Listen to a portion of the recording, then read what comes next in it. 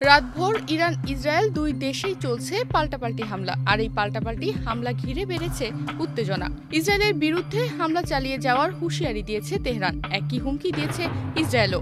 ইসরায়েলের মধ্যাঞ্চল ও উত্তরাঞ্চলে ইরানের ক্ষেপণাস্ত্র হামলায় শনিবার দিবাগত রাতে ৮ জন নিহত হওয়ার খবর দিয়েছে বিবিসি। ইসরায়েলের জরুরি সেবা কর্তৃপক্ষ ম্যাগেন ডেভিড অ্যাডম এ বিষয়ে বলেছে, তেল আবিবের বাত ইয়াম এলাকায় ৩ জন নিহত হয়েছে।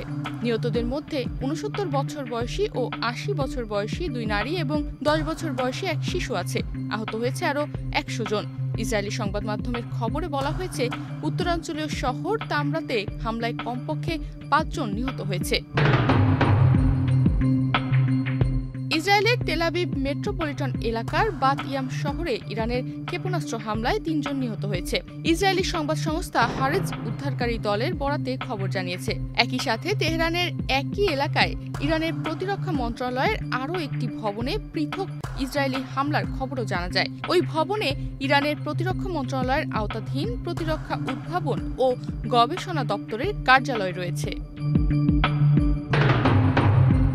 ইরান ও ইসরায়েলের মধ্যে হামলা পাল্টা হামলা ঘিরে চলমান চরম উত্তেজনার মধ্যে মধ্যপ্রাচ্যে আরও যুদ্ধবিমান পাঠানোর কথা জানিয়েছেন যুক্তরাজ্যের প্রধানমন্ত্রী কিয়ার স্টারমার। যুক্তরাজ্যের প্রধানমন্ত্রী জানান, ওই অঞ্চল জুড়ে জরুরি সহায়তা দেওয়ার জন্যই যুদ্ধবিমান পাঠানো হবে। কিয়ার স্টারমার কানাডায় ধনী দেশগুলোর জোট G7 এর সম্মেলনে অংশ নিতে যাওয়ার পথে সাংবাদিকদের এই কথা বলেন। ইরান ও ইসরায়েলের সংঘাতময় পরিস্থিতিতে কিয়ার স্টারমার শনিবার সৌদি আরবের যুবরাজ মোহাম্মদ বিন সালমানের সঙ্গে কথা বলেছেন বলে তার সরকারি দপ্তর থেকে জানানো হয়েছে। ইসরায়েলের প্রধানমন্ত্রী বেনিয়ামিন নেতানিয়াহু বলেছেন, ইরানের যতদিন প্রয়োজন ততদিন এমন হামলা চলবে।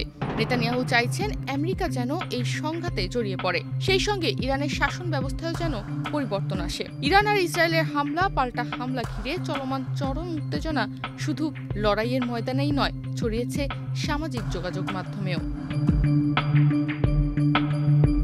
এ বিষয়ে ইসরায়েলের প্রতিরক্ষা মন্ত্রী কাজ গত রাতে সামাজিক যোগাযোগ মাধ্যম এক্সে লিখেছেন, তেহরান জ্বলছে, পিছিয়ে নেই ইরানও।